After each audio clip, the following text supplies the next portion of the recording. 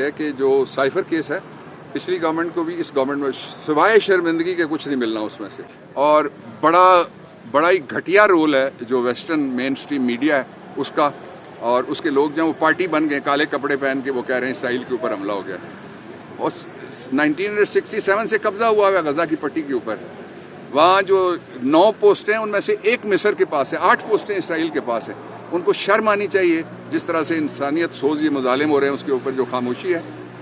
لیکن جو mister Antonio general secretary ہیں، کل انہوں نے بیلنس بات کی ہے، گوترس نے بیلنس بات کی ہے، اس میں انہوں نے کہا ہے کہ جو کچھ ہو رہا ہے وہ انٹرنیشنل لاء کے خلاف ہے، تو مسلم امہ کو جاگنا چاہیے، اور وہ جو سناخان تقلید ہے مشرق ہیں ان کو بھی جاگنا چاہیے، ان کو آگے آنا چاہیے، آ کے ان کو اپنا کردار ادا کرنا چاہیے۔ پوری یکجہتی ہے پاکستان تحریک انصاف کی جو فلسطین کے مظلوم عوام ہیں، اور ذاتی طور پہ میری بھی، ہم سارے دکھی ہیں، اور اس دکھ کا اظہار ہمیں کسی نہ کسی مناسب ذریعے سے لکھ کے بول کے کرنا چاہیے، کیونکہ بیوروکریسی کا یہاں پہ راج ہے۔ جو چیف کمشنر ہے، جو ڈپٹی کمشنر ہے، جو آئی جی ہے، پروٹوکول کے علاوہ ان کا کوئی کام نہیں ہے، اور جو شہری ہیں آپ نے دیکھا جتنی جو اسٹریٹ کرائم کہاں پہنچ گیا ہے، موبائل سنیچنگز کہاں پہنچ گئی ہے، روز ڈکیتی کی وارداتیں ہوتی ہیں، اس لیے یہاں افیکٹو نظام تب آئے گا جب شہری نمائندے ہوں گے گورنمنٹ میں۔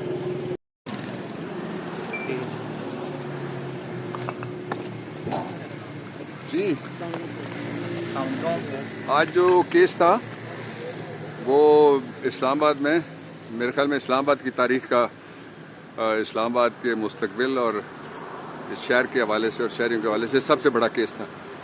وہ جسٹس بابر ستار صاحب کے پاس یہ وہی کیس ہے جس میں جسٹس بابر ستار صاحب نے ڈپٹی کمشنر کے جو جاری کردہ تھے، سسپینڈ کیے ہوئے ہیں ایم پی او کے آرڈرز، میں نے ان کو بتایا پورا آئین پڑھ کے کہ اسلام آباد ایک علیحدہ ٹیریٹری ہے، اور اس میں جو اسلام آباد ٹیریٹری کے لیے قانون ساز ادارہ کوئی نہیں ہے۔ فیڈرل گورنمنٹ پورے ملک کے لیے قانون بناتی ہے، 4 جگہ پروونشل گورنمنٹس ہیں، جی بی ہے 5ویں جگہ، وہ اپنے قوانین خود بناتے ہیں۔ اس لیے اسلام آباد کے لوگوں کو جب میں نے ہائی کورٹ بنایا تھا، 2 ضلع بنائے، عدالتیں، جوڈیشل کمپلیکس، اس وقت بھی ذہن میں یہی تھا کہ اس کو ایک علیحدہ سے، بلکہ یوں کہیں کہ طالب علمی کے زمانے کا خواب ہے کہ جس طرح دہلی ہے، جس طرح ٹوکیو ہے، جس طرح نیو یارک ہے، اسلام آباد انشاءاللہ العزیز صوبہ بنے گا، کیونکہ بیوروکریسی کا یہاں پہ راج ہے۔ جو چیف کمشنر ہے، جو ڈپٹی کمشنر ہے، جو آئی جی ہے، پروٹوکول کے علاوہ ان کا کوئی کام نہیں ہے، اور جو شہری ہیں آپ نے دیکھا جتنی جو اسٹریٹ کرائم کہاں پہنچ گیا ہے، موبائل سنیچنگز کہاں پہنچ گئی ہے، روز ڈکیتی کی وارداتیں ہوتی ہیں، اس لیے یہاں افیکٹو نظام تب آئے گا جب شہری نمائندے ہوں گے گورنمنٹ میں۔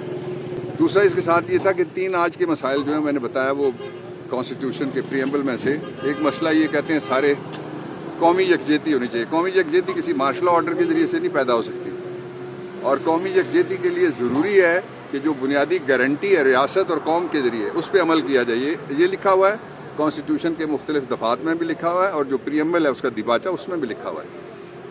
اور دوسرا جو جج صاحب نے کہا کہ 18ویں آئینی ترمیم میں اس کو کیوں نہیں، آپ اس وقت لاء منسٹر تھے، اتنے سینسٹیو ایشو کو کیوں نہیں اٹھایا گیا؟ میں نے کہا اس کی ایک ہی وجہ تھی کہ جہاں کوئی سینسٹیو بات آتی تھی تو مختلف پارٹیاں وہ پھر اس وقت اپنی اپنی سیاست میں کھو جاتی تھی، وہ کہتی تھی کہ ہم کنسنسس نہیں کریں گے۔ ہماری کوشش تھی کہ ایک دفعہ لیجسلیشن ایسی ہو جس میں کنسنسس ہو جائے، اور وہ ہوئی۔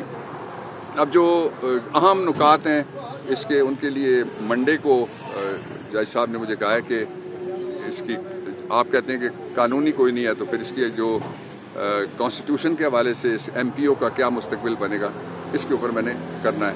2 باتیں میں اور ساتھ کہہ سکتا ہوں آپ کے لیے۔ پہلی بات یہ ہے کہ جو سائفر کیس ہے پچھلی گورنمنٹ کو بھی اس گورنمنٹ میں سوائے شرمندگی کے کچھ نہیں ملنا اس میں سے، اس لیے کہ جو ان کے 3 موقف ہیں۔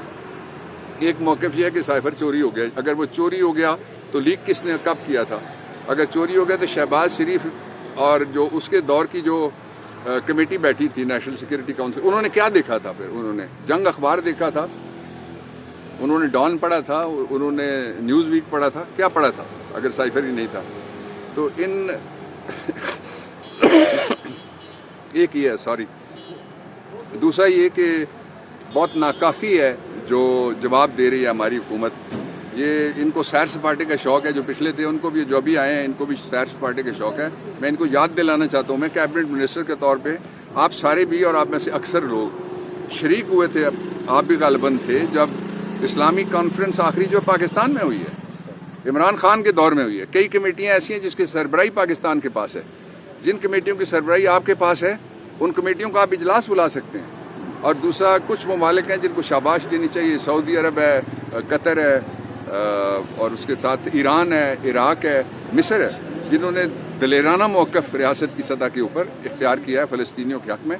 फ़लस्तीनियों के बच्चे मारे जा रहे हैं। फ़लस्तीनियों में इस सदी का सबसे बड़ा कत्लेआम औरतों का। आपको पता है कि 50% जो गज़ा की आबादी है, 2.3 मिलियन उनकी टोटल आबादी है, उसमें से 50% औरतें और बच्चे हैं। बच्चों की तादाद औरतों से भी ज़्यादा है। वहाँ एक करबला है जो बच्चों के लिए आई हुई है, और जो कल का डेथ काउंट था उसमें 130 कोई टीवी कह रहा था, मगरबी कोई 125 बता रहा था कि वो बच्चे हैं, और 170 के करीब औरतें जो है वो शहीद हुई हैं। अभी तादाद गिनी ही नहीं जा सकती, इसलिए कि वहाँ दिन से लेकर रात तक बमबारी हो रही है। और बड़ा ही घटिया रोल है जो वेस्टर्न मेन स्ट्रीम मीडिया है उसका, और उसके लोग जो वो पार्टी बन गए, काले कपड़े पहन के वो कह रहे हैं इसराइल के ऊपर हमला हो गया। और 1967 से कब्जा हुआ है गज़ा की पट्टी के ऊपर। वहाँ जो 9 पोस्टें हैं उनमें से एक मिस्र के पास है, 8 पोस्टें इसराइल के पास हैं। उनको शर्म आनी चाहिए जिस तरह से इंसानियत सोज ये मुजालिम हो रहे हैं उसके ऊपर जो खामोशी है। लेकिन जो मिस्टर एंटोनियो जनरल सेक्रेटरी हैं, कल उन्होंने बैलेंस बात की है, गोतरस ने बैलेंस बात की है। उसमें उन्होंने कहा है कि जो कुछ हो रहा है वो इंटरनेशनल लॉ के ख़िलाफ़ है। तो मुस्लिम उम्मा को जागना चाहिए, और वो जो सनाखाने तकलीफ है मशरिक़ हैं उनको भी जागना चाहिए, उनको आगे आना चाहिए, आके उनको अपना किरदार अदा करना चाहिए। पूरी यकजहती है पाकिस्तान तहरीक इंसाफ की जो फ़लस्तीन के मज़लूम अवाम है, और ज़ाती तौर पे मेरी भी। हम सारे दुखी हैं, और इस दुख का इजहार हमें किसी न किसी मुनासिब ज़रिए से लिख के बोल के करना चाहिए।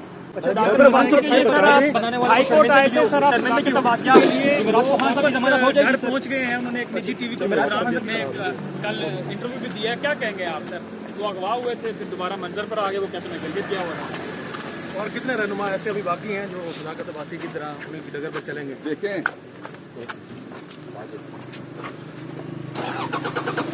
दो चीज़ें हैं।